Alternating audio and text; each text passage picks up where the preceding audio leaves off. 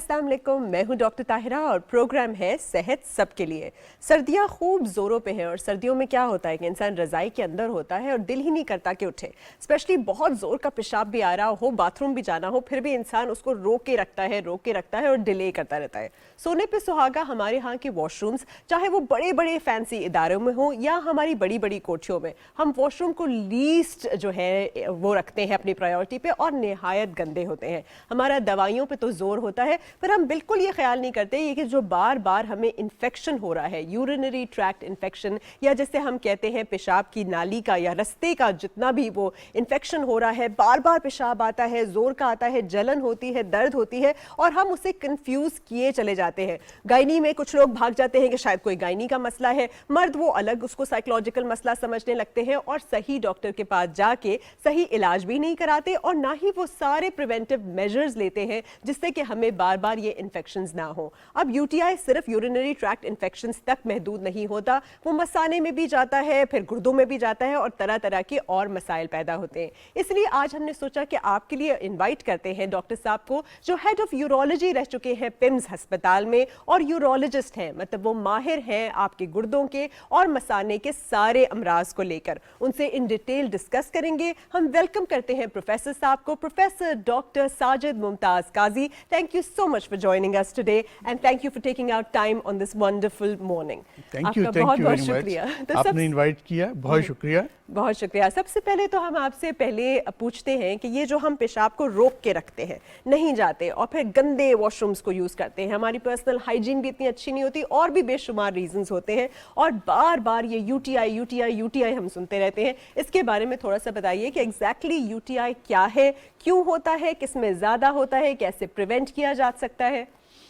Actually UTI एक abbreviation है urinary tract infection की जी। और ये इन्फेक्शन की बहुत सारी वजह हैं, बट मोस्ट कॉमनली जो उसकी एक प्रीडिस्पोजिंग कॉज है वो हम उसको कहते हैं कि असेंडिंग इन्फेक्शन होती है।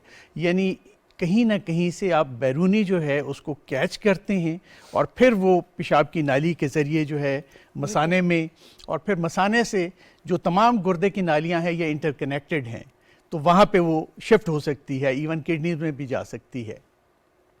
फीमेल्स में बहुत कॉमन है। उसकी वजह ये है कि वो उनका जो एक्सटर्नल पैसेज है वो कंपैरेटिवली शॉर्ट है।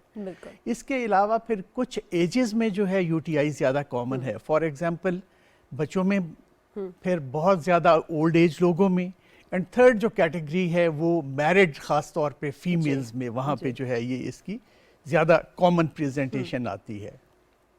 अब जहाँ तक आपने कहा, एक तो ये वजह है कि जी बाहर से आप कैच करें, जैसे अभी आपने कहा कि वॉशरूम्स वगैरह गंदे हैं, उसमें ख़ास तौर पे मेरे ख्याल में जो कमोड का यूज़ है वो एक प्रीडिस्पोज करता है, चूँकि डायरेक्ट आपका कांटेक्ट जो है स्किन का होता है।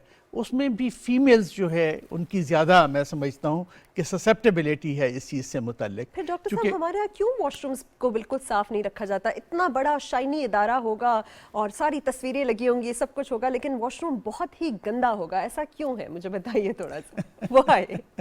ये मेरे ख्याल में हमें जनरली जो है एज ए नेशन हाइजीन पे तवज्जो देनी चाहिए और इन सारी चीज़ों की बहुत ज़्यादा केयर करनी चाहिए। मेरे ख्याल में थोड़ा सा ये नेशनल कैरेक्टर बिल्डिंग का हिस्सा है कि हम इन चीज़ों को जो है वो एजुकेट करें, और कुछ लोगों में मैं समझता हूँ कि अपने एक पर्सनल लेवल पे भी इसकी अवेयरनेस आनी चाहिए।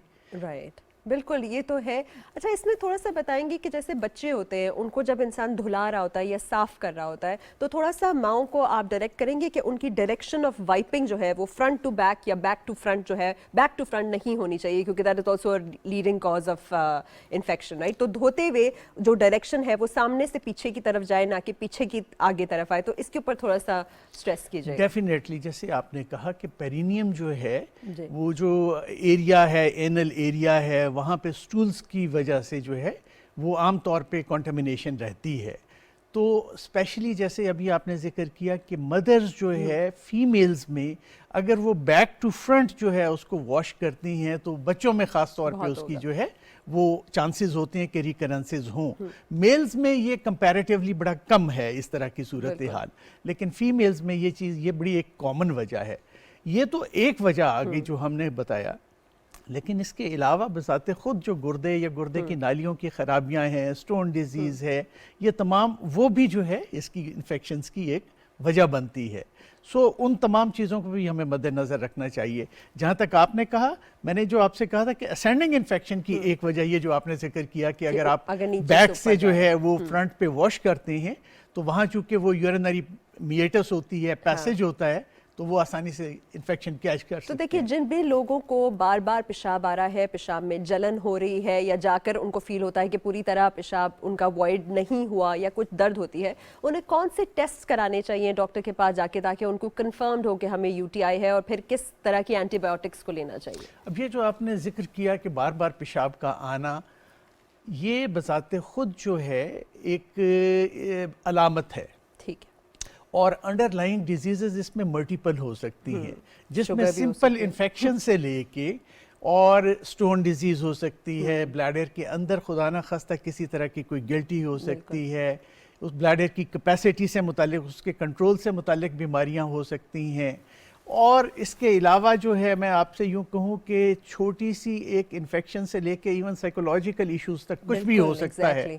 सो इस सारी चीज़ को हमें वर्कअप करना पड़ता है कि किस पेशेंट में जो है ये प्रॉब्लम स्पेसिफिकली किस बीमारी की वजह से आ रही है, और उसका इलाज डिपेंड करता है तो जो उसकी अंडरलाइन कॉज है। यूरिन कल्चर सेंसिटिविटी होगा, उसके लिए यूरिन का रूटीन एग्जामिनेशन जो है वो करना पड़ता है, और सेकंड जो है वो मेरे ख्याल में अल्ट्रासाउंड जो है वो हमें चेक करनी पड़ती है कि किसी तरह की अंदर खराबी तो नहीं है। अल्ट्रासाउंड मसाने की और साथ में गुर्दों की, kidney, ureter, bladder, minimum workup है। बिल्कुल, तो आपने अल्ट्रासाउंड करा लेना है, साथ आरएफटी भी कराने हैं, रीनल फंक्शन टेस्ट या नहीं? की डायरेक्टली एज सच इस वक्त जरूरत नहीं है। ठीक है, लेकिन ये दो टेस्ट जो है ये इब्तदाई टेस्ट हैं, अल्ट्रासाउंड। तो यूरिन आरी और अल्ट्रासाउंड करा लें, फिर डॉक्टर साहब के पास जाएं, फिर वो आपको एंटीबायोटिक्स भी देंगे। अच्छा, इसके साथ साथ आप थोड़ा बताएंगे कि क्रैनबेरी जूस का क्या रोल है? क्या कहा जाता है, लीजिए क्रैनबेरी जूस लीजिए, बहुत ज़्यादा it will help you. Does it actually help you alter the pH जो कहते हैं, या फिर कुछ सिरप्स दिए जाते हैं? किसी हद तक basically this is probiotic. Probiotic इस तरह की मेडिसिन है जो कि आपकी बॉडी के अंदर एक इम्यून सिस्टम उसको जो है वो बढ़ा देती हैं, एंड सेकेंडली वो जरासीम जो कि यूरिनरी ट्रैक्ट इन्फेक्शन पैदा करते हैं उनको मसाने और गुर्दे की दीवारों के साथ जो है एडहेयर नहीं करने देती हैं। तो वो चिपकने नहीं देती, तो अच्छी बात है अगर हम फ्रेश वाला पिएं। वो इन्फेक्शन को जो है वो किसी हद तक प्रिवेंट करती हैं और उसको कम करती हैं, उनको वॉश आउट कर देती हैं। तो बेसिकली हाइजीन का करना है, अपना पीएच मेंटेन करना है। फिर हमारी पर्सनल हाइजीन कौन सा रोल प्ले करती है? क्योंकि हमारे यहाँ ये भी है कि अंडरवेयर्स भी नहीं चेंज करते। अनफॉर्चुनेटली पीरियड्स के दौरान एक मिथ है कि भाई नहाना नहीं है 3-3, 4-4 दिन, और बहुत ख़राब है हमारी जो personal hygiene, specially genital hygiene को लेकर। आप थोड़ा सा उनको मेंशन करेंगे the importance of keeping that place clean? आपने जैसे बिल्कुल जिक्र किया इस सारी चीज़ का, तो मेरे ख्याल में ख़ास तौर पे पेरिनियल एरिया में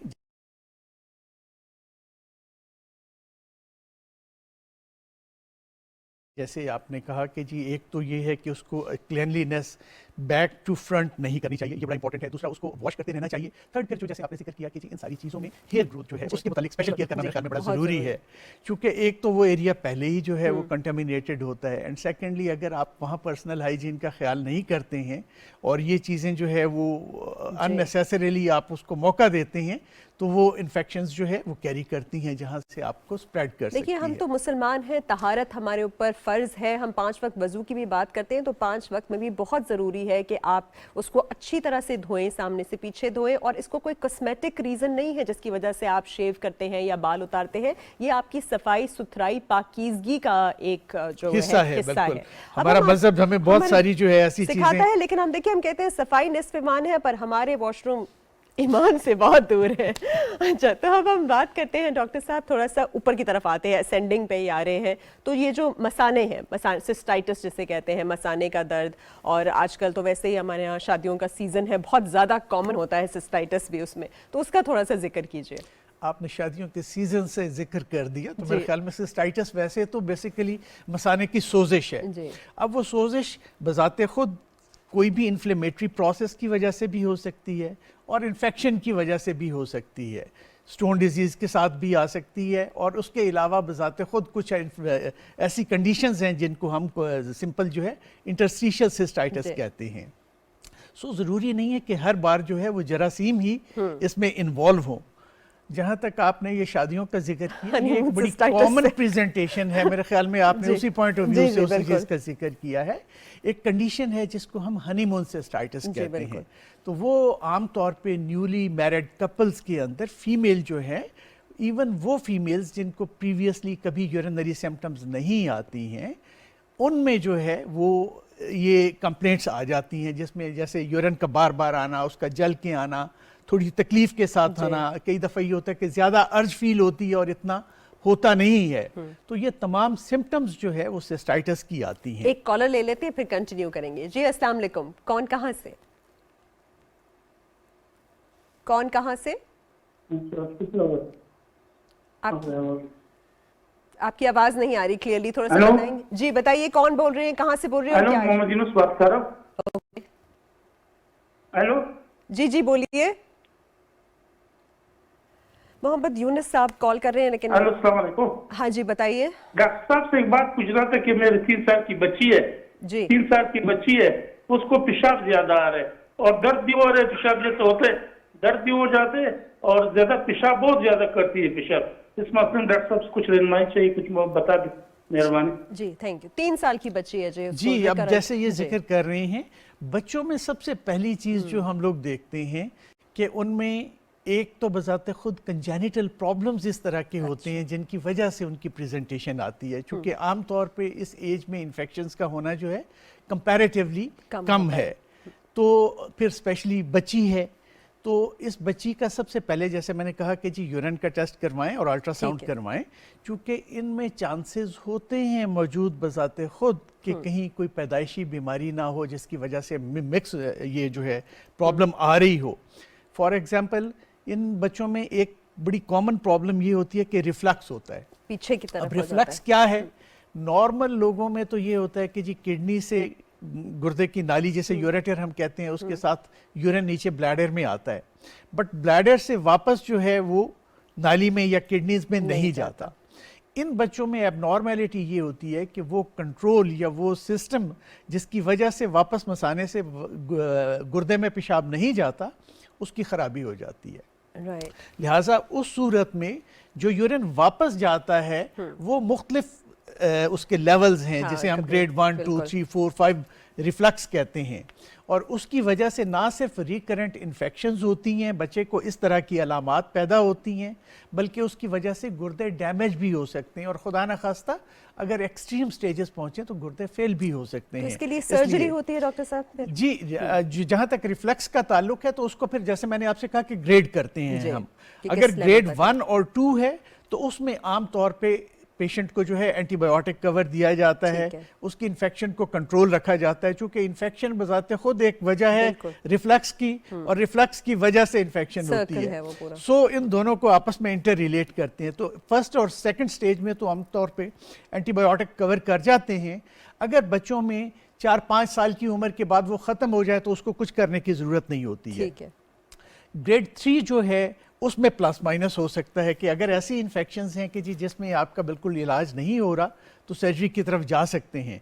बट जो ग्रेड 4 और 5 है जिसमें वो नालियां जो है इस हद तक डैमेज हो जाती हैं, तो गुर्दा इस हद तक डैमेज हो जाता है कि आगे आपके पास कोई ऑप्शन नहीं होता, उनमें फिर सर्जरी उसका है। तो बेसिकली डॉक्टर साहब अगर किसी बच्चे को ये हो रहा है और आपको लगता है कि आपके बच्चे को बहुत ज़्यादा हद से ज़्यादा पेशाब आ रहा है, दर्द हो रहा है, जलन हो रही है, तो पूरी की पूरी इन्वेस्टिगेशन करा के ये देखना ज़रूरी है कि अंदर कोई एनाटॉमिकल इशू तो नहीं है, उसको ठीक कराने की ज़रूरत है, इससे पहले कि आप डिले करें और आपके गुर्दे भी उससे मुतासर हो जाएं। बच्चों की ही बात करें तो बहुत सारे पेरेंट्स आते हैं बेड वेटिंग की कंप्लेन से कि बच्चा जो है उसका पेशाब निकल आता है, स्पेशली सर्दियों में तो बहुत। बच्चा छोटा हो तो अलग बात है, लेकिन जैसे जैसे बच्चा बड़ा होता है कई सारे बच्चों को ये प्रॉब्लम होती है, तो थोड़ा सा आप गाइड करेंगे कि इसके क्या रीजंस हो सकते हैं and how they can control it. अब इसमें जैसे आपने जिक्र किया कि बच्चा अगर तो वो सिर्फ और सिर्फ सोते में रात को जो है बेड वेटिंग करता है तो फिर आम तौर पे मैंने कहा कि आम तौर पे हर दफा नहीं। आमतौर पे ये प्रॉब्लम होता है कि इन बच्चों में जो एक यूरिन पास करने का सिस्टम होता है वो प्रॉपरली मैच्योर नहीं होता। सादा लफ्जों में यूं कहें कि कंट्रोल नहीं आता। मसाने के दो कंट्रोल हैं, एक वजाते खुद रीढ़ की हड्डी से आता है, दूसरा ब्रेन से आता है। तो इन बच्चों की ब्लैडर ट्रेनिंग नहीं हुई होती। आमतौर पे मेरे ख्याल में अगर यूं कहा जाए कि ये पेरेंट्स की थोड़ी सी जो है वो एक इग्नोरेंस की वजह से ऐसा आ जाता है। बच्चे को यूजुअली ट्रेन करना चाहिए, रात को उठा के और यूरिन पास करवाना चाहिए। तो जिन बच्चों में ये ट्रेनिंग नहीं होती वो बच्चे आमतौर पे ये कंडीशन के साथ आते हैं। सबसे पहले तो ये है कि इसका वर्कअप करना ज़रूरी है कि वेदर ये प्रॉब्लम जो है वो सिंपल है, कंट्रोल की उसकी लैकिंग की वजह से आ रही है, या ऐसा भी हो सकता है खुदा ना खास्ता कि बाज़ बीमारियों के नतीजे में भी आ जाए जो कि पेशाब की नाली या मसाने के कंट्रोल या गुर्दे की नालियों से मुताल्लिक हो। तो इसको इन्वेस्टिगेट करना जो है वो बहुत ज़रूरी है।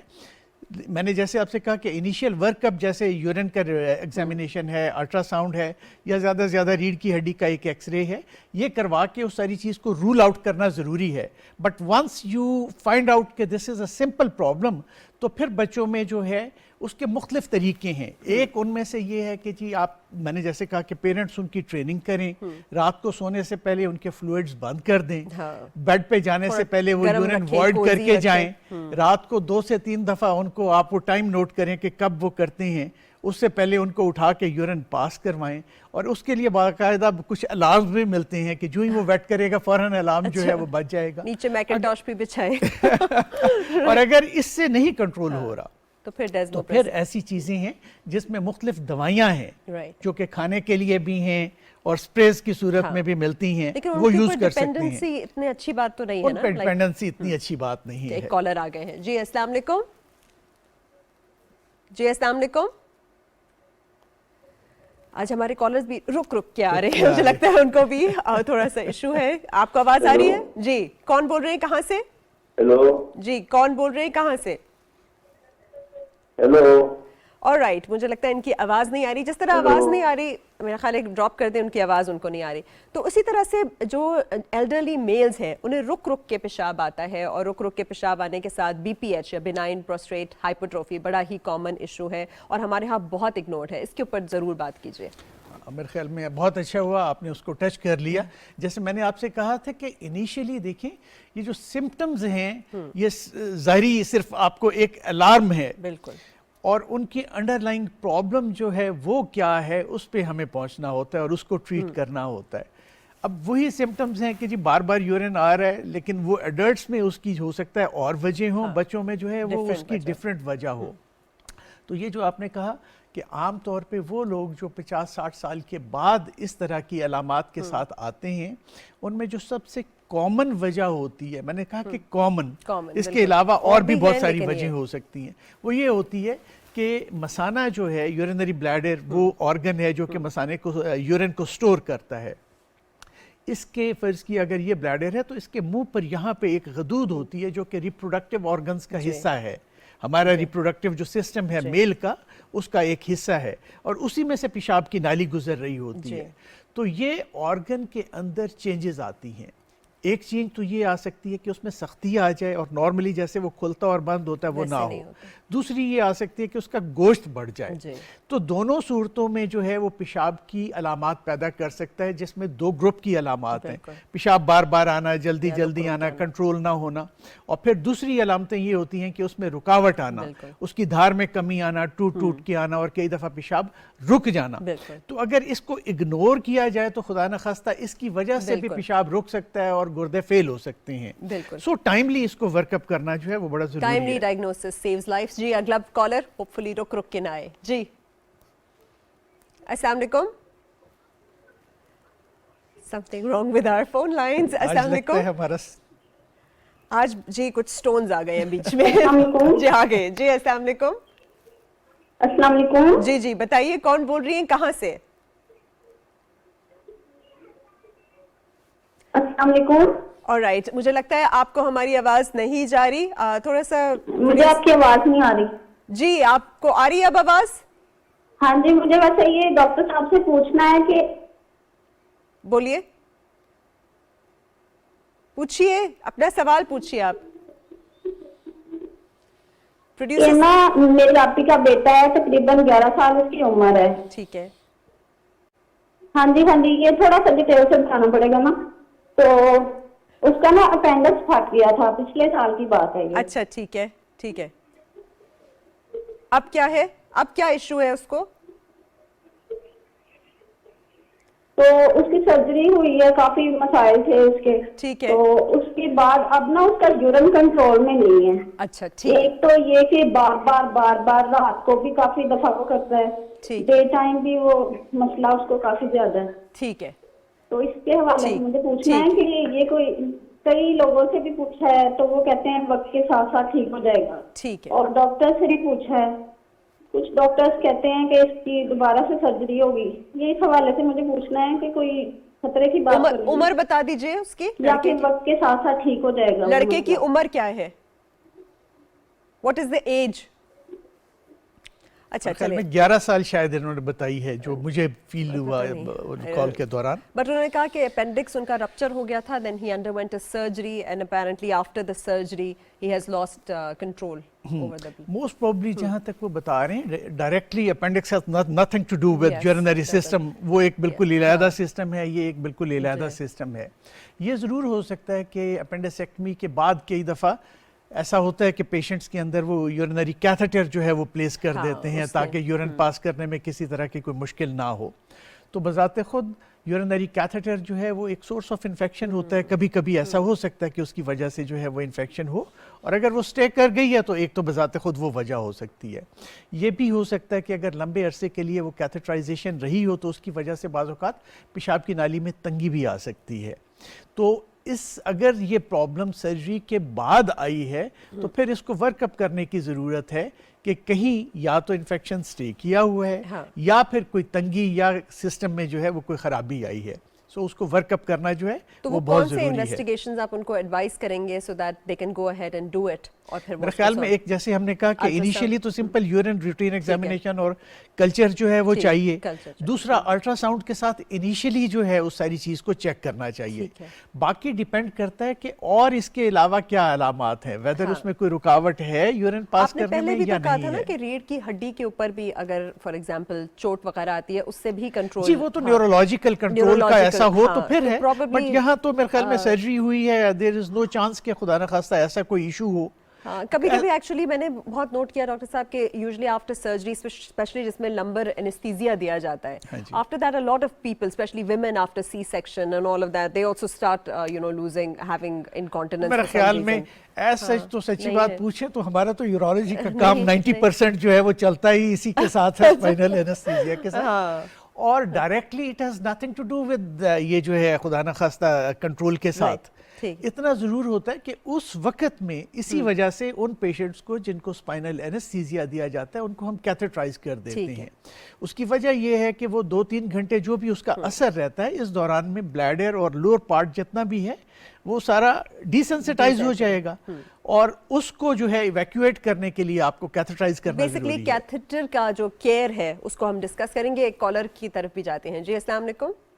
जी वालेकुम अस्सलाम, ताहिर बात कर रहा हूँ कबीरवाला से। जी बताइए। मेरा ये सवाल है, एक दोस्त है उन्होंने अपना गुर्दा ट्रांसप्लांट करवाना है, अगर इस सवालों से वो मशवरा देना चाहें कि कहाँ से करवाना है तो डॉक्टर साहब अगर मशवरा देना चाहें कि कहाँ से करवाना चाहिए। गुर्दा ट्रांसप्लांट कराना है, लेकिन कहाँ से कराना है आपने कुछ कहा है? जी जी, गुर्दा ट्रांसप्लांट वो करवाना चाह रहे हैं और डॉक्टर साहब से मशवरा लेना चाह रहे हैं कि ये कहाँ से करवाना चाहिए। अच्छा, ऑलराइट। ये बड़ा ट्रिकी क्वेश्चन मेरे ख्याल में Very उन्होंने tricky. पूछा है। Very अब tricky. बात ये है, देखिए कि सबसे पहले तो इसके लिए ये इवेल्युएट करना ज़रूरी है क्या कि ज़रूरी वेदर है जिस क्या? पेशेंट में रीनल फेलियर है वो इस चीज़ का कैंडिडेट भी है या नहीं है। बिल्कुल। चूँकि इस चीज़ को देखना कि जी इस पेशेंट के अंदर रीनल ट्रांसप्लांट होना चाहिए, ये वजाते खुद उसके लिए बहुत सारे टेस्ट से उससे गुजरना जी। पड़ता है। एक्टिव इन्फेक्शन ना हो, कोई ऐसी सीरियस उसमें जो है पेशेंट में बीमारी ना हो, दिल की बीमारी ना हो, खुदा न खास्ता ऐसी जो उसको थ्रेट करे, लिवर की बीमारी ऐसी ना हो जो कि उसके लिए बाद का मसाइल बने। उसका जो यूँ कहें कि एक पेशेंट की जो 5 year सर्वाइवल है वो ऐसी वो होनी देखना चाहिए है। कि जी वो इस चीज़ की इजाज़त दे। चूँकि आपने एक पाकिस्तान में जो डोनर हैं वो तो एक आपको पता है लाइव रिलेटेड डोनर बिल्कुल। होता है, हमारे यहाँ तो कैडावेरिक डोनर का नहीं। जो है वो सिलसिला बिल्कुल। ऑलमोस्ट ना होने के नहीं बराबर है ही नहीं सो सबसे पहले तो ये इवैल्यूएशन जो है ये बड़ी ज़रूरी है कि जी उसको चाहिए या नहीं चाहिए, पहली बात। दूसरी बात, जहाँ तक अभी तक हमारा लॉ था उसमें जो फर्स्ट डिग्री डोनर्स हैं वो दे सकते हैं, तो वेदर उनके पास कोई डोनर है या नहीं अगर तो फर्स्ट डिग्री डोनर उनके पास मौजूद है जो कि उनको मैच कर रहा है उसके साथ, ठीक है, तो फिर मेरे ख्याल में बहुत सारे हमारे गवर्नमेंट हॉस्पिटल्स हैं, बाई वोंट नेम इट कि जी आप कहाँ पे जाएं, तो आपको वो तो वहाँ तमाम फैसिलिटीज़ जो है वो मौजूद हैं। हाँ, प्राइवेट सेक्टर में आप जाना चाहें तो वहाँ भी मौजूद हैं ये सारी फैसिलिटीज़। अलबत्ता बहुत सारे लोग हमारे जिनकी ये ख्वाहिश होती है कि गुर्दा कहीं से मिल जाए, तो उसके लिए अभी तक मेरे ख्याल में फ़िलहाल ये चीज़ें वो बाहर से अगर कहा जाए तो वो पॉसिबल नहीं है। हाँ, कुछ सुनने में ये आ रहा है कि पंजाब में उन्होंने कुछ लॉज को जो है अमेंड किया है, जहां शायद मुमकिन है वो सेकंड डिग्री और थर्ड डिग्री के जो रिलेटिव्स हैं उनको भी अलाउ कर दें। तो बेसिकली डॉक्टर साहब का आपने सुन लिया कि पहले आप देखिए कैंडिडेट वाकई गुर्दे की ट्रांसप्लांट उसको ज़रूरत है या नहीं है, उनके सारे के सारे टेस्ट हों, वो इस बाद में, क्योंकि बाद में ट्रांसप्लांट के बाद भी जो मेडिकेशन लेनी होती है उसको सहने के भी वो लायक है, और आपको कोई डोनर मिल गया है जो दे रहा है उनको फर्स्ट रिश्तेदार। और अगर फिर भी आपको नहीं क्लैरिफाई होता है तो आप मैक्स हेल्थ हॉस्पिटल जाके डॉक्टर साहब को दिखा सकते हैं and he will tell you further in detail. हम थोड़ी सी बात करते हैं यूरिनरी इनकॉन्टिनेंस की भी बात करते हैं कि जो कंट्रोल ख़त्म हो जाता है, फिर पैम्पर्स यूज़ करते हैं बूढ़े लोगों में, और हम कैथेटर की भी बात कर रहे थे, जैसे कैथेटर। अच्छा, एक और कॉलर आ गए, फिर कंटिन्यू करेंगे। जी अस्सलाम वालेकुम। जी वालेकुम। जी बताइए। जी नदीम बोल रहा हूँ मंडी भाउद्दीन से। जी बताइए। सर डॉक्टर साहब से सवाल है कि मेरी उम्र है तकरीबन 37 से 38 साल। ठीक है जी। तो मसला ये है कि रात को तकरीबन 2 से 3 दफा मुझे छोटा पेशाब आता है और वो उसकी मकदार जो है बहुत कम होती है। ओके। और मसाने में थोड़ा थोड़ा दर्द भी महसूस होता है। ठीक है, चले जी। तो उसकी जरा वजाहत फरमाना। आपके यूरिन की फ्लो ठीक है? नहीं, उन्होंने कहा था ना कम आता है, मिकदार कम होता है तो उसका रात मतलब को उनका कहना है कि हाँ, जो उठना पड़ता है उसमें उठना कम पड़ता आता है, है, लेकिन फिर मिकदार कम होती है। अब ये जो रात को उठने वाला है इसमें कुछ प्रॉब्लम्स तो ऐसी हैं कि जिनमें अगर सिंपल सिर्फ रात को उठने का मसला आ रहा है, दिन के टाइम पे नहीं है, तो वो हमें देखना पड़ता है कि कोई ऐसी प्रॉब्लम ना हो जैसे डायबिटिक पेशेंट्स में, कार्डियक पेशेंट्स में रात को उठना पड़ता है, क्योंकि उनका वॉल्यूम जो वापस आता है रात को सोने की वजह से, तो उनको रात को जो है वो यूरिन पास करने के लिए उठना पड़ता है। हमारे कुछ लोगों की ये आदत होती है कि वो रात को सोने से पहले जो है वो बहुत ज़्यादा फ्लूइड्स लेते हैं। तो सबसे पहले मेरे ख्याल में इन चीज़ों का हमें ख्याल रखना पड़ता है कि इन पेशेंट्स को हम ये एडवाइस करते हैं कि जी आपको रात को सोने से 2-1 घंटे पहले फ्लूइड्स लेना जो है वो बंद कर दीजिए। रात को बेड पे जाने से पहले यूरिन वॉइड करके जाएं, फिर देखें, ऑब्जर्व करें कि इसके बाद भी आपकी अलामात आती हैं। अगर इसके बाद दर्द भी हो रहा है, वो कह रहे हैं मसाने में दर्द हो रहा है, तो फिर बजाते खुद उसकी वजह एक इन्फेक्शन हो सकती है, स्टोन भी हो सकता है, खुदा न खास्ता किसी तरह की कोई ग्रोथ भी हो सकती है। लिहाजा इन चीज़ों को रूल आउट करने के लिए उनका वर्कअप करना जो है वो बड़ा ज़रूरी है। इन द फर्स्ट इंस्टेंस आप ये कर सकते हैं कि जी जैसे मैंने कहा कि ये प्रिकॉशंस लेके, और अगर आप कोई ब्लैडर सूदर जो है इस तरह की दवाइयाँ मिलती हैं जो कि मसाने के दर्द को कम कर देती हैं और इन्फेक्शन को भी कंट्रोल करती हैं। अगर इसके बावजूद भी जो है हफ्ता 10 दिन के ट्रायल के बावजूद इश्यूज आ रहे हैं, तो फिर तफसीली टेस्ट जो है जिनमें शुगर भी टेस्ट करना है, यूरिन का टेस्ट करना है, अल्ट्रासाउंड करना है, ये तमाम चीज़ें जो है वो करवा के और इसको क्लियर करना चाहिए। बिल्कुल। आपने जब ग्रोथ की बात की तो थोड़ा सा इसके ऊपर भी बात कर लेते हैं, क्योंकि हमारे यहाँ बहुत लेट डायग्नोसिस होता है ब्लैडर कैंसर का या प्रोस्टेट कैंसर का, तो थोड़ा सा बताएंगे एक तो उनकी सिम्टम्स भी और उनके कौन से स्पेसिफिक टेस्ट हैं फॉर एग्जांपल, ताकि हम जल्दी डायग्नोस करके उसका ट्रीटमेंट ले सकें।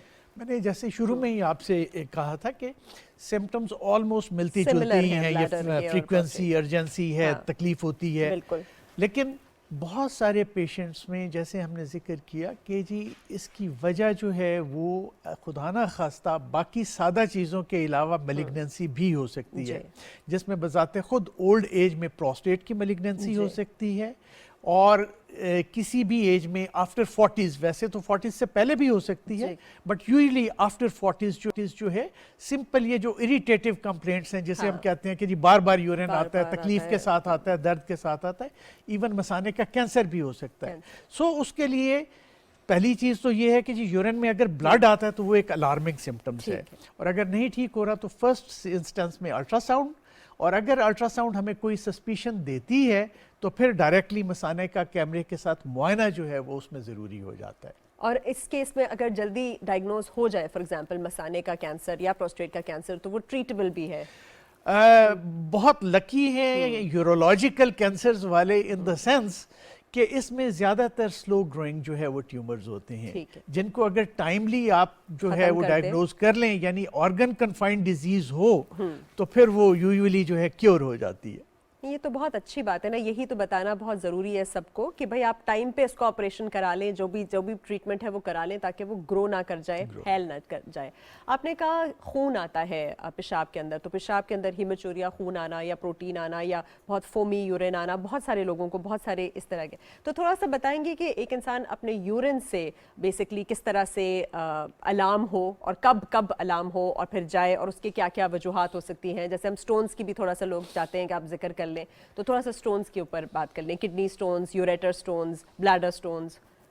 नॉर्मली जहाँ तक यूरिन के कलर का आपने कहा, उसमें एक मेरे ख्याल में सबसे कॉमन वजह तो ये होती है कि हमारे लोग जो फ्लूइड्स नहीं लेते हैं, जब बहुत ज़्यादा डार्क यूरिन आता है तो वो बड़े कंसर्न्ड हो जाते हैं।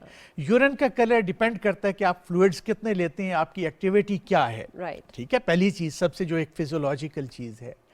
तो अगर आप कम फ्लूइड लेंगे, बहुत गर्मी का मौसम है तो गाढ़ा हो जाएगा। अगर आप बहुत ज़्यादा फ्लूइड्स लेंगे तो फिर उसका कलर जो है वो कंपैरेटिवली लाइटर साइड के ऊपर चला जाएगा। इसलिए अगर तो वो क्लियर है फिर तो कोई इशू वाली बात नहीं है, लेकिन अगर वो बहुत गाढ़ा हो गया है, जैसे हमने कहा कि डार्क कलर का यूरिन आ रहा है, तो उसमें और प्रॉब्लम्स भी आ सकती हैं। जैसे डार्क येलो कलर का जो यूरिन है उसमें खुदा न खास्ता जॉन्डिस हो सकता है, जो जिगर का प्रॉब्लम है।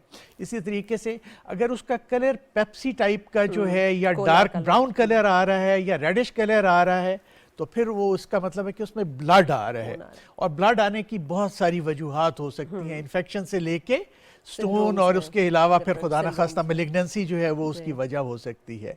इसी तरीके से कुछ और मेडिसिन की वजह से भी इसका कलर जो है वो हो सकता है, जैसे टीबी की मेडिसिन आप लेते हैं, ठीक है। इसी तरह से कुछ डाइज के साथ उसके कलर में चेंज आ सकती है, कुछ डाइज के साथ उसके कलर की जो है वो रिप्रेजेंटेशन यूरिन के अंदर हो सकती है, ठीक है। और वो पेशेंट्स जिनमें कई दफ़ा सूडोमोनास की इन्फेक्शन होती है, उनमें इवन ग्रीनिश यूरिन जो है वो आ सकता है, ठीक है ना। तो इसके लिए आपको जो यूरिन का कलर है उसके साथ किसी हद तक आपको क्लू मिल जाता है कि पेशेंट के अंडरलाइंग प्रॉब्लम के साथ फौरन आपने जाना है और यूरोलॉजिस्ट को दिखाना है। अगले कॉलर की जानिब बढ़ते हैं। जी, हेलो जी, अस्सलाम वालेकुम। वालेकुम अस्सलाम जी, बताइए। जी, हाफिज वकास बात कर रहा हूँ सुल्तान से। जी, ये मेरी बेटी है 6 साल की ना, ठीक है। तो ये बिस्तर पे ही पेशाब कर देती है, इसके बारे में बताएं। ठीक है, हमने ये डिस्कस किया ये है, हम ऑलरेडी डिस्कस कर चुके हैं मेरे ख्याल में। का हवाले से उन्होंने डिस्कस किया। उन्होंने कहा एक तो उसकी ट्रेनिंग कराएं, उसको एंड में उसका कोशिश करें कि जाने से पहले जो है उसको पानी वानी जरा कम कर दे, 2 घंटे पहले बार बार उठाते रहें, बीच में उसको खुद से ट्रेन करें और जाके उसका मुआयना कराएं, अल्ट्रासाउंड वगैरह देखने के लिए कि कोई एनाटॉमिकल इशू तो नहीं है। ये एक्सक्लूड कर लिया जाए कि उसमें किसी तरह की कोई बीमारी तो नहीं है, जिसके चांसेस प्लस माइनस हैं, ठीक है। वंस वो एक्सक्लूड हो जाता है तो फिर उसके बाद ये मेरे ख्याल में सारी चीजें ट्रेनिंग इज इन बिटवीन जारी रखें, और अगर नहीं होता तो मतलब वी हैव गॉट मेडिसिन जो फॉर द टाइम बीइंग दी जा सकती हैं, बट उनको बेटर होता है कि आप अवॉइड ही करें। हाँ, वो मेडिसिन तो दी जा सकती है, और साथ साथ थोड़ा सा मेरे ख्याल है साइकोलॉजिकल इशू को भी टच कर लेना चाहिए। बहुत सारे लोग इन लोगों में जैसे आपने जिक्र किया, तो इसको हम कहते हैं कि 2 तरह के ये एन्यूरेटिक्स होते हैं, ठीक है ना। एन्यूरेसिस इस प्रॉब्लम को मेडिकल की जबान में कहते हैं। एक वो है जो प्राइमरी है, यानी शुरू से कर रहे होते हैं और फिर आगे चलता रहता है। एक वो होते हैं जिनमें दरमियान में एक ड्राई जो है वो आता Spell. है, टाइम स्पेल आता है, तो उसमें वो बिल्कुल क्लियर हो जाते हैं, ख़त्म हो जाती है। But in the mean time उनमें किसी भी तरह का कोई साइकोलॉजिकल प्रेशर्स आते हैं, कहीं डिप्रेशन में जाते हैं, कोई एंग्जाइटी होती है, कोई एनवायरनमेंटल फैक्टर्स ऐसे होते हैं, तो उनमें ये दोबारा भी आ सकता है। इसलिए one has to be careful about it, उनके उस कंडीशन से उसको निकालें जिसकी वजह से उनको ये प्रॉब्लम कितना आ रहा है। इंपॉर्टेंट पॉइंट है ये, आप देखिए, इसलिए अपने बच्चों से डिस्कस कीजिए कौन सी चीज़ है उसको बॉदर कर रही है, किसी चीज़ से वो खौफजदा तो नहीं हो रही, कोई उसे तंग तो नहीं कर रहा, क्योंकि अक्सर ये इस तरह से प्रेजेंट होने लगता है, होने लगता है, बिल्कुल उसका होने लगता है। अब हम बात कर रहे थे कैथेटर केयर की, ये बड़ा इंपॉर्टेंट है क्योंकि बहुत सारे लोग हैं, बुजुर्ग हैं हमारे, स्ट्रोक पेशेंट्स वगैरह, घर में कैथेटर लगा होता है, उसकी केयर का थोड़ा सा एक्सप्लेन कर दीजिए सो दैट पीपल नो कि ताकि इन्फेक्शन को वो अवॉइड कर सकें। मेरे ख्याल में ये बहुत अच्छा क्वेश्चन है आपने जो किया है। ये बड़ी एक कॉमन सी मेरे ख्याल में हमारे यहाँ पे जो है वो प्रेजेंटेशन है कि कैथेटर लगा हुआ है या किसी वजह से पेशेंट को कैथेटर लगाया जाए। बेसिकली कैथेटर क्या है? कैथेटर एक ख़ास तरह की इनर्ट मटेरियल की ट्यूब है जो कि मसाने में लगाई जाती है, या तो पेशाब की नाली के रास्ते या फिर कई दफ़ा डायरेक्टली, अगर वहाँ कोई तंगी हो, कोई प्रॉब्लम हो, तो फिर डायरेक्टली भी आप इसको मसाने में प्लेस कर सकते हैं कुछ लोगों में, ठीक है। इसकी केयर क्या है? अब इसमें कैथेटर जो है वो वैसे तो बहुत सारी टाइप के हैं, लेकिन जो आम कैथेटर, जो फॉली कैथेटर जिसको हम कहते हैं, उसके अंदर एक ख़ास तरह का मैकेनिज्म मौजूद होता है कि उसका एक बैलून होता है जिसके अंदर आम तौर पे पानी भर दिया जाता है और उसकी वजह से वो कैथेटर निकल नहीं सकता है जब तक उसमें से वो पानी जो है वो दोबारा ना निकाला जाए। तो जो आम फॉली कैथेटर हैं ये यूजुअली 3 हफ्ते से लेके 1 महीने तक आप इनको रख सकते हैं, क्योंकि आजकल ज़्यादातर जो कैथेटर आते हैं वो किसी हद तक जो है वो कोटेड होते हैं और उनकी कोटिंग की वजह से उनको आप बहुत जल्दी जो है रिमूव करना वो अच्छा नहीं होता। सबसे ज़्यादा कॉमन हमारे पास वही पेशेंट्स आते हैं कि जी कैथेटर है, 5 दिन के बाद फिर चेंज करवा रहे हैं, फिर चेंज करवा रहे हैं। उसकी वजह से एक तो ये होता है कि जी पेशेंट में कॉम्प्लिकेशंस बढ़ जाती हैं, बाहर से दोबारा इन्फेक्शंस आती हैं और खुदा न खास्ता उसकी वजह से इंजरी भी हो सकती है। सो इस कैथेटर को आप 1 मंथ तक जो है वो रख सकते हैं। इसके अलावा सिलिकॉन कैथेटर्स हैं, ठीक है, वो फिर फर्दर जो है उसकी लाइफ ज़्यादा होती है। सिलिकॉन कैथेटर को आप 2 से 3 महीने भी इवन रख सकते हैं। ये उन पेशेंट्स के लिए है जो बेड जो कि या प्रोलॉन्ग कैथेटर के ऊपर जिनका जो है वो रहते हैं या बेड रिडन है किसी वजह से और अनकॉन्शियस हैं। केयर इसकी ये है कि जी आपने इसको सिंपली जो है वो क्लीन रखना है और जब अगर फर्स्ट किया क्लीन करना है तो फ्रॉम जेनिटल्स अवे रखना है, हमेशा क्लीन करते हुए, वापस उसकी तरफ जेनिटल्स की तरफ क्लीन नहीं करना है। अगर आप सेलाइन के साथ वॉश करना चाहें तो वो भी आप कर सकते हैं, पायोडीन के साथ करना चाहें तो वो भी आप कर सकते हैं। फर्स्ट थिंग कि जी आप उसकी जो है वो क्लैनलीनेस का ख्याल रखें, बैग को टाइमली एम्प्टी कर लिया करें और अगर पेशेंट ने किसी वजह से मूव करना है या व्हील चेयर पे जाना है या कि कुछ पेशेंट्स वो वॉक भी कर सकते हैं तो उसमें ज़रूरी है कि वो पहले से कैथेटर का जो ट्यूब है उसको साइड पे करके पाँव में ना आने दें, किसी जगह पे अटकने ना दें ताकि वो पुल ना हो। ये बड़ी एक कॉमन प्रेजेंटेशन होती है कि कैथेटर किसी वजह से पुल हो जाता है और फिर उस सूरत में अंदर जो है यूरेथ्रल इंजरीज भी हो सकती हैं, ब्लैडर इंजरीज भी हो सकती हैं, ठीक है ना, सीरियस कॉन्सिक्वेंसेज हो सकते हैं, ब्लीडिंग जो है वो उसमें हो सकती है। सो उस चीज़ का ख्याल रखें कि उसको टाइमली जो है वो खाली करें। तीसरी चीज़ इस चीज़ का ख्याल रखें कि बैग को उल्टा ना करें, ताकि आमतौर पे तो बैग्स के अंदर वेल्व सिस्टम मौजूद होता है कि बैग से वापस यूरिन कैथेटर में नहीं आता, लेकिन अगर कोई ऐसा सिलसिला है कि जी नहीं है तो फिर वो चांसेस होते हैं कि जी इन्फेक्शन जो है वहाँ से वो ना कैरी करें। तो ये चंद एक चीज़ें हैं जो मेरे ख्याल में उनको करनी चाहिए। पॉइंट्स आपने बताए हैं कि एक तो उनको दूर रख के क्लीन करें, फिर नॉर्मल सेलाइन जो आपका मिलता है और पायोडीन उससे साफ करें, जेनिटल से अपने जो भी हिस्से हैं शर्मगाह है उससे दूर करके अपने कैथेटर को साफ करें। जी कॉलर की जानिब बढ़ते हैं। जी अस्सलाम वालेकुम। वालेकुम अस्सलाम। जी कौन बोल रहे हैं, कहाँ से? जी मेरा नाम मोहम्मद अजमल सिद्दीकी है, मैं गुजरावाला से बात कर रहा हूँ। जी बताइए। मेरा 1992 में एक्सीडेंट हुआ था, मेरा स्पाइनल कार्ड डैमेज हो गया था। ठीक है। तो अब मेरी पोजीशन ये है कि मेरा जब मैं बैठा रहता हूँ, घंटा बैठूं, 2 घंटे बैठूं, उसके बाद जब मैं उठ के चलने शुरू करता हूँ तो मेरा ना पेशाब 10% या 20% वो जो है ना वो निकल जाता है। ठीक है। वो पूरा कंट्रोल नहीं है मेरे पास। अगर जदीद दौर आ गया, अगर इसमें कोई मेडिसिन हो जो मेरा पेशाब कंट्रोल कर सके। ठीक है. He has lost his bladder control after an accident in 92. अब ये जो बात कर रहे हैं इसमें हमें इस सूरत में ये देखना होता है कि उसका लेवल क्या है इंजरी का, स्पाइनल कॉर्ड का, चूँकि जो स्पाइनल कॉर्ड का लोअर पार्ट है वहाँ से ब्लैडर का कंट्रोल आता है, और आम तौर पे इस सूरत में उसका सेक्शन हो जाए तो दो तरह की प्रॉब्लम्स आती हैं. ज़्यादातर ये होता है कि वो फ्लैसिड हो जाता है, यानी मसाने के अंदर ताकत नहीं रहती है यूरिन को पुश करने की. लिहाजा ये लोग जिनके अंदर अगर उसकी फ्लैसिडिटी है और वो यूरिन को पुश नहीं कर सकते हैं तो उनके अंदर आम तौर पे मसाने के अंदर पेशाब जमा रहता है. पेशेंट को फील भी नहीं होता, जो कि मैं समझता हूँ कि एक बड़ी ख़तरनाक कंडीशन है. लेकिन इसके लिए आपको सबसे पहले ये करना पड़ता है कि जी अगर तो पेशेंट पास नहीं कर पा रहा और उसका लार्ज रेजिडुअल यूरिन बच रहा है तो फिर उसको इंटरमिटेंट कैथेटराइजेशन के ऊपर रखना पड़ता है. इंटरमिटेंट कैथेटराइजेशन ये है कि पेशेंट को सिखा दिया जाता है, और मुख्तलिफ ट्यूब्स भी होती हैं, नाइलेटन के साथ भी आप कर सकते हैं, फॉली के साथ भी आप कर सकते हैं. तो उसमें 4 से 6 घंटे के वक्फे के साथ पेशेंट खुद जो है वो सुन करके और एसेप्टिक कंडीशंस में नाली डालता है और नाली डाल के और निकाल लेता है. जहाँ तक इस चीज़ का सवाल है कि जी खुद वो किस तरीके से कर सकते हैं, तो फिर इसमें कुछ लोग जिनमें एक पार्शल जो है वो लॉस ऑफ यूं कहें कि पावर है, उन लोगों में एक चीज़ ये एडवाइस की जाती है कि वो टाइमली यूरिन अवॉइड करें, बहुत ज़्यादा यूरिन को इकट्ठा ना होने दें, 2-2 घंटे के वक्फे के साथ यूरिन पास करते रहें. पूछ रहे थे कि मैं रोकूं कैसे, तो इसका आप एडवाइस करते हैं इनको medication to stop the leakage of urine या नहीं? नहीं, देखिए मैंने जैसे आपसे कहा कि उनमें जो लीकेज ऑफ यूरिन हो रही है उसकी मोस्ट प्रोबेबल रीजन जो है वो ये है, जैसे मैं आप यूँ कहूँ कि एक बर्तन आप किसी टैप के नीचे रख दें, जब वो भर जाता है तो वो छलक जाता है. होता ये है कि ये जो यूरिन इनका लीक कर रहा होता है ये वो फालतू यूरिन होता है जो कि ब्लैडर की कैपेसिटी से है. सो उसका जो सबसे पहली चीज है कि जी जो उसका भरा हुआ है ब्लैडर उसको खाली रखना जो है वो बहुत जरूरी है.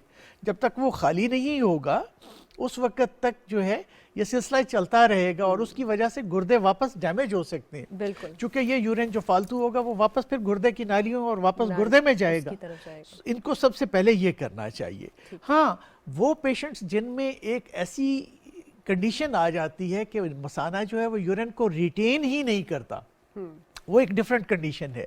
ये दोनों न्यूरोलॉजिकल कंडीशंस हैं और इसमें मिक्स कंडीशन भी हो सकती है. तो वो कंडीशन जिसमें यूरिन को रिटेन ही नहीं करता वो आमतौर पे अपर उसके यूं कहें कि ब्रेन के और स्पाइनल कॉर्ड के इंजरीज के अंदर होता है. इनकी अगर लोअर वाली है तो मैंने कहा कि वो दूसरा वाला इनका है. ठीक है. सो उस कंडीशन में आप ऐसा कर सकते हैं कि जी वो दवाइयाँ दे दें जो कि ब्लैडर को सूद करें, जिसकी वजह से उसकी कैपेसिटी थोड़ी सी जो है वो बेहतर हो जाए. और उसके अलावा भी कुछ जो है वो चीज़ें की जा सकती हैं फर्दर जो है सारी चीज़ को एवेल्युएट करने के बाद कि ब्लैडर की कैपेसिटी को बेहतर कर दिया जाए, ब्लैडर के कंट्रोल को बेहतर करने के लिए कुछ दवाइयाँ जो है वो ऐड कर दी जाएं. ठीक है ना. लेकिन इनका जहाँ पे फ्लैसिड ब्लैडर है और वो खाली नहीं हो रहा, इनका एक इलाज ये है कि जैसे मैंने कहा कैथेटर के साथ वो उसको खाली कर लें, और अगर नहीं है तो फिर एडवांस आजकल बहुत सारे मुल्कों में इस तरह का भी है जिसमें वो नर्व्स जो कि डैमेज होते हैं उनको स्टिमुलेट करने के लिए खास तरीके जो है वो इजाद किए गए हैं जो कि एक्सपेरिमेंटल स्टेजेस में हैं अभी. बेसिकली बात तो यही है ना कि आपने सेल्फ मेडिकेट नहीं करना, क्योंकि इट डिपेंड्स अ लॉट कि आपको इंजरी कहाँ हुई है, क्योंकि दोनों तरफ की इंजरी से उन्होंने बताया बिल्कुल डिफरेंट चीज़ हो रही है. ऊपर की इंजरी का डिफरेंट इफेक्ट है, नीचे की इंजरी का डिफरेंट इफेक्ट है, और आपने खुद ब खुद दवाई नहीं लेनी. डॉक्टर इवैल्यूएट करके आपको बताएंगे कि कौन सा आपका इशू है ताकि आप उसी हिसाब से जो है वो दवाई लें. थोड़ी सी बात हम करेंगे प्रोलैप्स के बारे में भी. ये जो ब्लैडर प्रोलैप्स हो जाता है ये तो इसके बारे में आप क्या बताएंगे? Because a lot of people have a lot of आपने ये जो जिक्र किया है प्रोलैप्स का, आमतौर पे जो सबसे ज़्यादा कॉमन प्रोलैप्स यूट्राइन प्रोलैप्स जो है उसके साथ कई दफ़ा इसकी वॉल जो है कर जाती है. तो इसमें जहाँ पे ज़्यादातर इशू आता है उन फीमेल्स के अंदर आता है जो यूजुअली जहाँ बहुत अच्छी फैसिलिटीज़ हेल्थ की नहीं है, मेडिकल फैसिलिटीज़ नहीं हैं, ज़्यादातर टाइम जो है वो दाइयाँ जो है या रिलेटिवली यूँ कहें कि कम ट्रेंड स्टाफ जो है उनको हैंडल करता है, या फॉरसेप्स डिलीवरीज में जो है ऐसा हो सकता है. तो फॉरसेप्स डिलीवरीज में कई दफ़ा जब वो जो है बच्चे के सर को उसके साथ खींच रहे होते हैं तो यूट्रस के साथ साथ ब्लैडर की वॉल जो है वो भी थोड़ी सी नीचे पुश हो जाती है. इसी तरीके से वो ख़वातीन जिनके अंदर वो यूँ कहें कि वेजाइनल हिस्टेरेक्टमी करते हैं उनमें भी जो है वो हमारे बहुत सारे डॉक्टर्स जो है उसको चूंकि खींच। वेजाइना थोड़ा सा उसको पुल करना पड़ता है, तो वो Right. दोनों सूरतों में ये कंडीशन आ सकती है। इसमें मसला ये होता है कि अगर तो सिर्फ और सिर्फ जो है ये यूट्राइन प्रोलैप्स है, तो यूट्राइन प्रोलैप्स की वजह से ये दोनों हिस्से आप यूँ समझ लीजिए कि ये ब्लैडर है, ये यूट्रस है, तो अगर फर्ज किया वो उसके मुंह के ऊपर आके, कई दफ़ा हमने देखा है कि जी। जो वो आके वहाँ पे गिर जाती है तो वो यूरिन को बंद कर सकती है। हाँ। लिहाजा वो प्रोलैप्स को ख़त्म करेंगे तो फिर तो इसका सर्जिकल खुलेगा। इंटरवेंशन ही इसका हल है। जी अगले कॉलर की जाने पड़ते हैं। जी बताइए। ओके जी सिस्टर, मैं पेशावर से बात कर रही हूँ, अल्ताफ। जी बताइए। जी मेरी एक बेटी है, उसका तकरीबन उम्र 29 साल है। जी उसके 3 बच्चे भी हो चुके हैं, जी लेकिन उसको पेशाब का ज्यादा तकलीफ है ठीक है। और पेशाब जलन भी होती है और वो क्या नाम बुखार भी हो जाती है साथ में, ओके तो कमर का भी दर्द रहता है। ठीक है जी। वो कह रहे हैं उनके 3 बच्चे तो हैं, 29 साल उनकी उम्र है, लेकिन उनको पेशाब की तकलीफ है, जलन भी है, कमर में दर्द भी है। फ्लैंक पेन को रेफर कर रहे हैं या बैक पेन को रेफर कर रहे हैं? रेफर्ड पेन भी है, इस तरह का फीमेल्स में जैसे हमने पहले ये सारी हाँ, चीज़ को डिस्कस discuss, किया है, बिल्कुल। तो बड़ी कॉमन है यूटीआई जो UTI, है। तो recurrent। एक तो वजह बजाते खुद मैरिड हैं, मल्टीपैरा हैं, तो वो बच्चों की वजह से जो जी। है कई दफ़ा ये होता है कि जी मल्टीपैरा के अंदर जब मल्टीपल डिलीवरीज होती हैं, हाँ। उनमें ये यूजुअली जो एक कंट्रोल वाला सिलसिला है वहाँ वो भी भी थोड़ी सी खराब होता है। प्रॉब्लम आ जी। जाती है। तो एक तो ये हमें एक्सक्लूड करना है कि उनको रिकरेंट इन्फेक्शंस जो है वो ब्लैडर की जो है वो क्यों हो रही हैं, वो सारी चीज़ को वर्कअप करने की ज़रूरत है। और सेकेंडली जो इनका कहना है कि इन अलामात के साथ साथ उनको बुखार फ्लैट पेल भी होता है और फीवर भी बुखार होता भी है, हो जाता है। तो ये इस चीज़ को इंडिकेट कर रहा है कि शायद बहुत मुमकिन है कि मसाने की इन्फेक्शन वापस जो है वो गुर्दे में जाती Kidneys हो। की तरफ चली गई। लिहाजा जब ये सूरत हाल आती है तो जो आम मसाने की इन्फेक्शन है उसका इलाज आजकल तो अब वो इवन सिंगल डोज एंटीबायोटिक भी जो है सिंपल इन्फेक्शन के बिल्कुल। साथ कहते हैं कि जी हो सकता है। अब इसको हम जब क्लासिफाई करते हैं तो एक सिंपल इन्फेक्शन है, एक फिर जो है वो कॉम्प्लिकेटेड इन्फेक्शन आ जाती है, और एक होती है रिकरेंट इन्फेक्शन आती है यूटीआई का, जहाँ जी, तक हम जिक्र बिल्कुल। कर रहे थे। तो अगर ये वाली प्रॉब्लम जो है ये ऊपर तक वापस जा रही है तो उसको इसका मतलब ये है कि जी ऊपर गुर्दे भी इफ़ेक्ट हो रहे हैं। इस सूरत में इनको प्रोलॉन्ग्ड एंटीबायोटिक कवर की जो है वो ज़रूरत होगी जब तक कि वो सारी चीज़ जो है वो रिकवर ना कर जाए और ठीक ना हो जाए। बिल्कुल। सो आप जाइए, उनका मुआयना कराइए और उनको एंटीबायोटिक उस हिसाब से दीजिए। जी अस्सलाम वालेकुम। जी अस्सलाम वालेकुम। वालेकुम अस्सलाम। जी कौन बोल रहे हैं, कहाँ से? ये मैडम मैं लाड़काना से बात कर रहा हूँ, गुलाम शब्बीर। जी बताइए। ये मेरी अम्मी है, उसकी जो एज है ना वो 80 साल है। जी उसको यूरिन में इन्फेक्शन आ रहा था, जी तो ये तकरीबन जो मई महीना गुजर गया ना उसमें अम्मी की तबीयत खराब हुई थी, तो अम्मी मेरी की जो है ना वो बेहोश हो गई और उसकी जो यादाश्त वगैरह है वो भी इन्फेक्शन की वजह से चली गई थी तकरीबन 1 महीना।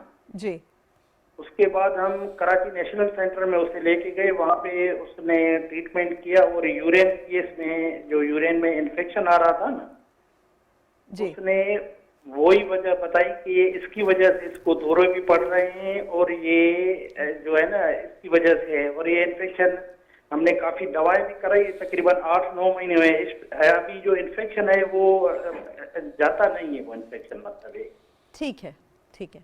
तो हमने तकरीबन वो मेरूनियम इंजेक्शन, साइसेन, फोसन अल्ट्रा, लेरेक्स टेबलेट और क्यूजाइन एडवांस, रेनालॉग, ये वो ट्रीटमेंट कर रहे हैं। डॉक्टर साहब है, डॉक्टर आदिब साहब हैं कराची वाले। ठीक है जी। तो अभी इस इन्फेक्शन का हम क्या करें, कैसे जाएगा नहीं जाएगा? एज जो है ना 80 साल है। 80 ठीक साल है जी। अच्छा, अब ये जैसे जिक्र कर रहे हैं, एक तो ओल्ड एज पेशेंट्स में आपको जैसे हमने जिक्र किया कि सिंपल इन्फेक्शन होने के चांसेस कम हैं, ज़्यादा इम्कान ये है कि उनमें जो है वो कॉम्प्लिकेटेड इन्फेक्शन हो। अब कॉम्प्लिकेटेड इन्फेक्शन क्या है कि सिंपल इन्फेक्शन तो वैसे मसाने की सोजिश हो गई, इन्फेक्शन हो गई। कॉम्प्लिकेटेड इन्फेक्शन ये है किसे मसाने के मुंह पे कोई तंगी है, नाली में कोई तंगी है, गदूद जैसे मेल्स के अंदर बढ़ी हुई कोई है, ग्रोथ तो नहीं है, या कोई खुदा न खास्ता न्यूरोजेनिक ब्लैडर है, या उसके साथ ग्रोथ के साथ है, या स्टोन के साथ है, या गुर्दे की नालियों की कोई खराबी के साथ है। तो इम्पॉर्टेंट चीज़ ये है कि अगर उनकी इन्फेक्शन ख़त्म नहीं हो रही है तो सबसे पहले तो ठीक है यूरिन का कल्चर करके देखा जाए कि जरासीम कौन से हैं, उसके मुताबिक दवाई प्रेस्क्राइब की जाए। और अगर कोई जो प्री डिस्पोजिंग कंडीशन है फीमेल में बजाते खुद जो है वो ये प्रॉब्लम आ सकती है कि बाहर पेशाब की नाली जो है वो तंग हो जाती है, जो कि ख़वातीन में एक कॉमन प्रॉब्लम स्पेशली इस एज में देखने में आती है। तो उस सारी चीज़ को एक्सक्लूड किया जाए, कोई और जो पैथोलॉजीज़ हैं उनको एक्सक्लूड किया जाए। जब तक वो पैथोलॉजीज़ एक्सक्लूड नहीं होंगी इनका इलाज मुकम्मल तौर पे नहीं हो सकता है। इसी तरीके से जहाँ तक उन्होंने कहा कि रेजिस्टेंट इन्फेक्शन है, तो रेजिस्टेंट इन्फेक्शन के लिए जो है वो आम तौर पे 2 वीक्स एंड ऑनवर्ड एंटीबायोटिक चाहिए होता है, और हमारे लोग आम तौर पे बड़ा टाइमली जल्दी जो है वो खत्म कर देते हैं। और शायद इन्होंने ये भी नहीं बताया ना कि साथ वो डायबिटिक तो नहीं है कहीं, उनको वो तो एक इलादा फैक्टर है जिसमें उनकी, क्योंकि वो कह रहे थे कि उनको याददाश्त की भी बीमारी है, वो पता नहीं हेपेटिक एंसेफेलोपैथी है या उसका किससे क्या ताल्लुक है। It could be multiple reasons, क्योंकि 80 साल की उम्र है और बहुत सारी चीज़ें इकट्ठी हैं, तो आपको पूरी की पूरी इन्वेस्टिगेशन करानी पड़ेगी। साथ यूरिनरी सिस्टम की तो कराएंगे, बाकी भी जिगर की, डायबिटीज़, मेटाबॉलिक, सारी की सारी हमें कवर करनी पड़ेंगी। अच्छा डॉक्टर साहब, अब क्योंकि हम वाइंड अप की तरफ हैं तो एक बात बताइए, फॉर गुड यूरिन हेल्थ क्या करना चाहिए basically? What are the three points बता दीजिए सो पीपल नो कि भाई हमारा ये वाला सिस्टम जो है वो ख़राब ना हो। हम क्या क्या करें? हाइजीन तो हमने डिस्कस कर लिया, तो अब क्या करें? हाइड्रेशन की बात कर लें, एक्सरसाइज। सबसे पहले तो मेरे ख्याल में जैसे आपने कहा कि हाइड्रेशन जो है वो ज़रूरी है कि आपकी फ्लूइड इनटेक जो है वो प्रॉपर होनी चाहिए। सर्दियों में सारे दिन में 7-8 ग्लास जो है वो सफिशेंट हैं, जिसमें आपके तमाम फ्लूइड्स जो है मेरे ख्याल में इंक्लूड हैं। आप चाय ले रहे हैं, कॉफ़ी ले रहे हैं, कोई और फ्लूइड्स ले रहे हैं, पानी ले रहे हैं, तो दैट इज़ सफिशेंट। हाँ, गर्मियों में जो है वो आपको 8 से 10 ग्लास, 8 से 12 ग्लास तकरीबन 3 लीटर्स के करीब अगर आप लेते हैं तो वो मेरे ख्याल में एक बड़ा अच्छा आपकी उसके लिए सेहत के लिए यूरिनरी हेल्थ के पॉइंट ऑफ व्यू से। बट ये सारी जो फ्लूइड की इनटेक, जो आम क्वेश्चन हमारे पास आता है कि वो कितना लेना चाहिए, ये डिपेंड करता है आपकी एक्टिविटी पे और आपके सराउंडिंग्स के ऊपर कि आपके एनवायरनमेंटल फैक्टर्स क्या है। तो एक तो ये अच्छी फ्लूइड इनटेक जो है पहली चीज़ आ जाती है। सेकंड जो चीज़ है वो ये है कि जी टाइमली जो है वो यूरिन को अवॉइड करें, उसको अननेसेसरी जो है वो प्रोलॉन्ग ना किया जाए। एंड थर्ड फिर मैं कहूँगा कि जी वो ये है कि जी किसी भी तरह की कोई इस आपको यूरिनरी अलामात आती हैं तो फौरन डॉक्टर को मशवरा करें। बहुत बहुत शुक्रिया डॉक्टर साहब, thank you so much doctor Sajid Mumtaz साहब दैट ही केम टुडे, और उन्होंने बताया कि भाई पानी ज़्यादा पीना है और पेशाब को बिल्कुल रोकना नहीं है जितनी मर्जी सर्दी हो। और तीसरा, आज जाइए और अपने वॉशरूम को अच्छी तरह से साफ कीजिए, चाहे वो आपका ऑफिस हो चाहे वो आपका घर हो, और इंश्योर कीजिए कि आपकी हाइजीन, पर्सनल हाइजीन और बाथरूम हाइजीन दोनों की दोनों बहुत अच्छी हो। इंशाल्लाह आपसे नेक्स्ट टाइम फिर मुलाकात होगी। देखने का बहुत बहुत शुक्रिया। अल्लाह हाफिज़।